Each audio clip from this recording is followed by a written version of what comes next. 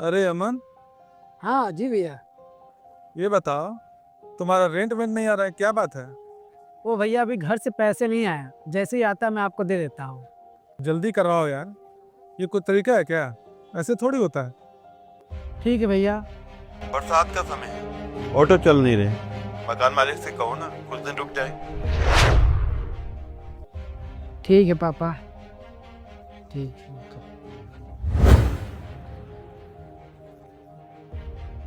पापा से बात हुई?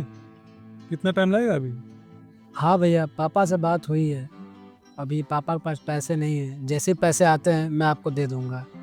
जब तुम्हारे घर में इतनी दिक्कत है पैसों की, तो तुम पार्ट टाइम जॉब क्यों नहीं कर लेते? हाँ भैया, देख तो रहा हूँ, पर मिले तब तो। बच्चों को ट्यूशन पढ़ाओगे? हाँ भैया, बच्चों को पढ़ा तो लूंगा, पर बच्चे मिले तब तो। मैं देता हूँ 3 बच्चे, पढ़ाओ उनको। और मैं तुमसे रूम का किराया भी नहीं लूंगा। लेकिन तुम अपनी पढ़ाई से फोकस मत हटाना। तुम्हारी जिंदगी तभी बदलेगी जब तुम वो एग्जाम पास कर लोगे जिसकी तुम तैयारी कर रहे हो। जी भैया। अरे भैया, जो 3 बच्चों को आपने पढ़ाने के लिए मुझे दिए थे, वो 3 बच्चों को आप ही पढ़ाते थे ना? हाँ, क्या हुआ? तो आपने उन बच्चों को मेरे पास क्यों भेजा? बच्चे बता रहे थे कि बहुत से बच्चों से आप फीस नहीं लेते हैं। गरीब बच्चे हैं यार, कहाँ से उनके पास पैसे आएंगे? तो बस यूं ही पढ़ा देता हूँ। लेकिन भैया, उनके बदले आप मुझसे रेंट भी नहीं ले रहे हैं। देखो यार, जहाँ तक मुझको लगता है ना, मैं 4 लोगों की ज़िंदगी संवार रहा हूँ। 3 उन बच्चों की और 1 तुम्हारी। असल में मैं भी एक गरीब परिवार से था यार।